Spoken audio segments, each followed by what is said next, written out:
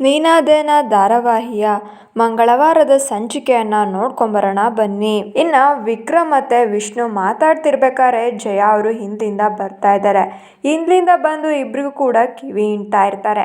ಆಗ ಇಲ್ಲಿ ವಿಷ್ಣು ಕೂಡ ಹೇಳ್ತಾ ಇದ್ದಾನೆ, ಅಮ್ಮ ಇವನಿಗೆ ಈ ಮದುವೆ ಇಷ್ಟ ಇಲ್ಲ, ವಿಕ್ರಮ್ಗೆ ಈ ಮದುವೆ ಇಷ್ಟ ಇಲ್ಲ ಅಂದರೂ ಕೂಡ ಯಾಕೆ ಬಲವಂತ ಮಾಡ್ತೀಯ?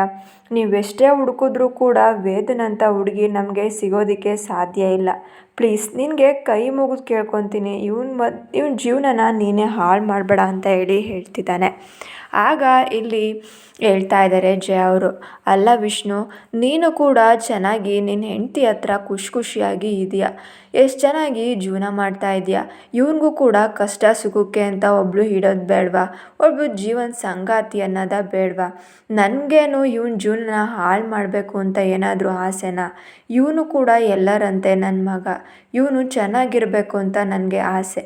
ಅದರೆಲ್ಲ ಜೊತೆಗೆ ಸಾಕ್ಷಿಗೆ ಈ ಮನೆ ವಾತಾವರಣ ಹೇಗೆ ಅಂತ ಚಿಕ್ಕದ್ರಿಂದಲೂ ಗೊತ್ತು. ಈ ಮನೆಗೆ ನಮ್ಮ ವಾತಾವರಣಕ್ಕೆ ಅವಳು ಚೆನ್ನಾಗಿ ಹೊಂದ್ಕೊತಾಳೆ.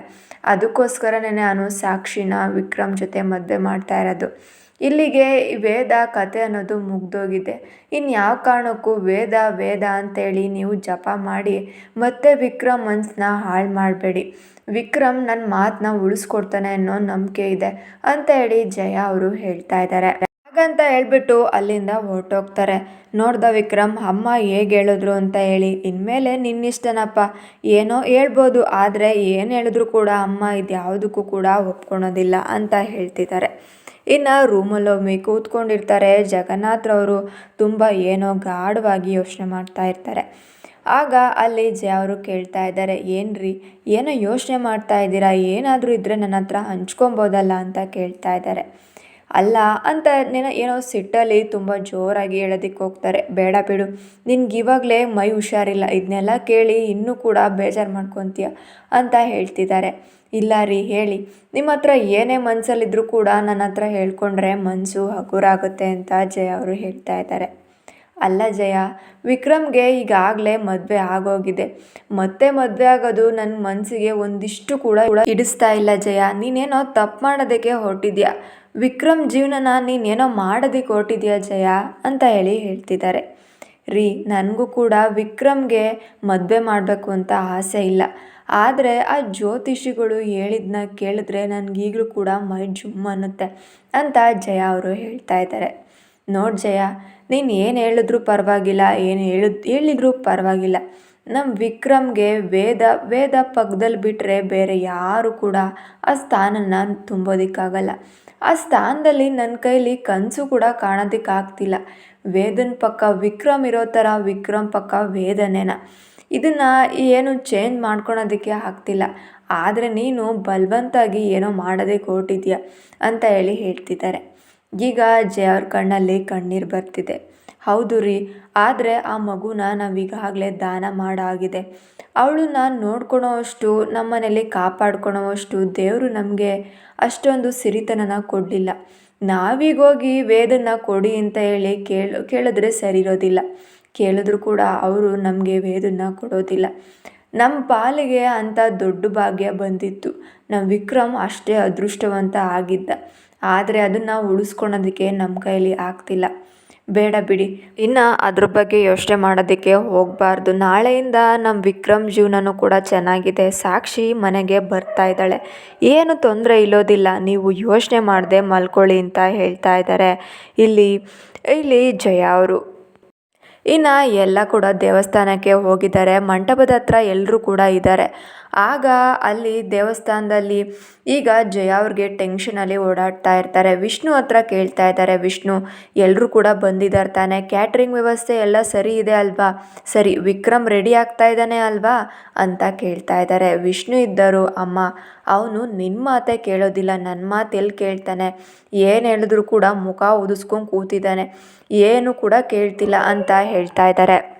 ಏನೋ ಈಗನ್ಬಿಟ್ಟೆ, ಇನ್ನೇನು ಸ್ವಲ್ಪ ಹೊತ್ತಲ್ಲೇ ಜನಗಳೆಲ್ಲ ಬಂದಿರ್ತಾರೆ, ಇವತ್ತೊಂದು ಎಂಗೇಜ್ಮೆಂಟ್ ಇದೆ ಅಂತ ಹೇಳ್ತಾ ಇದ್ದಾರೆ ಇಲ್ಲಿ ಜಯ ಅವರು.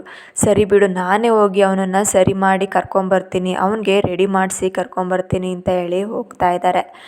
ಆಗ ಇನ್ನೊಂದು ಕಡೆ ಇಲ್ಲಿ ಸಾಕ್ಷಿಯೋದು ಎಂಗೇಜ್ಮೆಂಟ್ಗೆ ರೆಡಿ ಆಗ್ತಿದ್ದಾಳೆ. ಅವ್ರ ಫ್ರೆಂಡ್ಸು ರೆಡಿ ಮಾಡ್ತಿದ್ದಾರೆ. ಈ ದೃಷ್ಟಿ ಬಟ್ಟಿಡು ನನಗೆ ಚೆನ್ನಾಗಿ ಕಾಣಿಸುತ್ತೆ, ಇವತ್ತು ನನ್ನ ಎಂಗೇಜ್ಮೆಂಟ್ ಕಣೆ, ನೀನು ಚೆನ್ನಾಗಿ ರೆಡಿ ಮಾಡೋದಕ್ಕೆ ಬರ್ತಿಲ್ಲ ಅಂತ ಹೇಳಿ ಹೇಳ್ತಿರ್ತಾರೆ.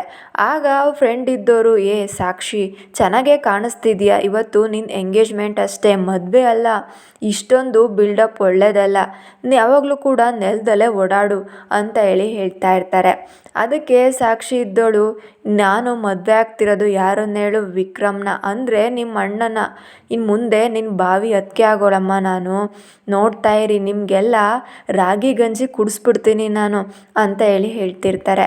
ಅದಕ್ಕೆ ಅವ್ರ ಫ್ರೆಂಡ್ಸ್ ಇದ್ದವರು, ಹೌದಮ್ಮ ನೀನು ರಾಗಿ ಗಂಜಿ ಕುಡಿಸೋಳೆ ಅಂತ ಹೇಳಿ ನಗ್ತಾ ಆಡ್ಕೊತಾ ಇರ್ತಾರೆ. ಇನ್ನೊಂದು ಕಡೆ ಇಲ್ಲಿ ವಿಕ್ರಮ್ ಹತ್ರ ಹೋಗ್ತಾ ಇದ್ದಾರೆ. ವಿಕ್ರಮ್ ಹತ್ರ ಹೋಗಿ, ಏನೋ ವಿಕ್ರಮ್ ಇನ್ನೂ ಕೂಡ ರೆಡಿ ಆಗಿಲ್ವಲ್ಲ, ಹೋಗು ಹೋಗು ಕರೆಕ್ಟಾಗಿ ರೆಡಿಯಾಗಿ ಹೆಂಗಿರಬೇಕು ನೀನು, ಮದುಮಗ ನೀನು ಮುಂದೆ ಆಗೋನು ಅಂತ ಹೇಳಿ ಹೇಳ್ತಿದ್ದಾರೆ ಜಯ ಅವರು. ಯಾಕೆ ಇದಾಗೋದಿಲ್ವಾ, ಈ ಡ್ರೆಸ್ಸೇ ಆಗೋದಿಲ್ವಾ ಅಂತೇಳಿ ವಿಕ್ರಮ್ ಕೇಳ್ತಿದ್ದಾರೆ. ಅಲ್ಲ ವಿಕ್ರಮ್, ಯಾವ್ಯಾವ ಜಾಗಕ್ಕೆ ಹೇಗೆ ಹೋಗಬೇಕು ಆಗೋದ್ರೇ ಚೆಂದ, ಶಲ್ಯ ಪಂಚೆ ಆಗಿ ಹಾಕ್ಕೊಂಡು ಜಬರ್ದಸ್ತಾಗಿ ಬಾ ಹೋಗು ಅಂತ ಹೇಳಿ ಹೇಳ್ತಿದ್ದಾರೆ. ನೋಡಮ್ಮ, ಸುಮ್ಮನೆ ನಿನ್ನ ಮರ್ಯಾದೆ ಹೋಗುತ್ತೆ ಅಂತೇಳಿ ನಾನು ಬಂದಿದ್ದೀನಿ. ಈ ಎಂಗೇಜ್ಮೆಂಟ್ ನಿನಗೆ ಇಷ್ಟ ಇಲ್ಲ ಅಂತಲೂ ಕೂಡ ಗೊತ್ತು, ಸುಮ್ಮನೆ ಬಲವಂತ ಮಾಡಬೇಡ, ಸುಮ್ಮನೆ ಹೋಗು, ನಾನು ಹೀಗೆ ಬರ್ತೀನಿ ಅಂತ ವಿಕ್ರಮ್ ಹೇಳ್ತಿರ್ತಾನೆ. ಆಗ ಈ ಕಡೆ ಜಯ ಅವರು ಒಂದು ಲುಕ್ನ ಕೊಡ್ತಾರೆ ವಿಕ್ರಮ್ಗೆ. ಸರಿ ಆಯಿತು ಬಿಡು, ಹಾಕ್ಕೊತೀನಿ ಅಂತ ಹೇಳ್ತಿದ್ದಾರೆ. ನಿನ್ನ ಫ್ರೆಂಡ್ಸನ್ನ ಯಾಕೆ ಕರೆದಿಲ್ಲ ಅಂತ ಹೇಳಿ ಜಯ ಅವರು ಕೇಳ್ತಿದ್ದಾರೆ. ನನಗೆ ಈ ಮದುವೆ ಇಷ್ಟ ಇಲ್ಲ ಅಂದರೆ ಆ ಕೋಡಂಗಿಗಳನ್ನ ಯಾಕೆ ತಾನೇ ಕರೀಲಿ ನಾನು ಅಂತ ಹೇಳ್ತಿರ್ತಾರೆ. ಇನ್ನೊಂದು ಕಡೆ ಇಲ್ಲಿ ದೇವಸ್ಥಾನಕ್ಕೆ ಬರ್ತಾ ಇದ್ದಾರೆ ವೇದ ಮತ್ತು ಅವರ ಅಜ್ಜಿ ಮತ್ತು ಅವರಮ್ಮ. ಆಗ ವೇದ, ನೀವು ಹೋಗಿರಿ, ನಾನು ಬರ್ತೀನಿ, ಸ್ವಲ್ಪ ಇಲ್ಲಿ ಕುಂಕುಮಾರ್ಚನೆನ ಮಾಡಿಸ್ಕೊಂಬರ್ತೀನಿ ಅಮ್ಮ ಅಂತ ಹೇಳಿ ಹೋಗ್ತಾ ಇದ್ದಾಳೆ. ಆಗ ವಿಕ್ರಮ್ ಮತ್ತು ವೇದ ಇನ್ನೇನು ಎದುರು ಬದ್ರು ನೋಡಬೇಕು ಅಷ್ಟರಲ್ಲಿ ಮಿಸ್ ಆಗ್ತಾ ಇದ್ದಾರೆ. ಆ ಕಡೆ ಈ ವಿಕ್ರಮ್ ಬರೋದನ್ನ, ವೇದ ಬರೋದನ್ನ ಇಬ್ಬರೂ ಕೂಡ ಇಲ್ಲಿ ಜಯ ಅವರು ಮತ್ತು ಇನ್ನೊಂದು ಕಡೆ ಈ ಸುಧಾ ಅವರು ನೋಡ್ತಾ ಇದ್ದಾರೆ.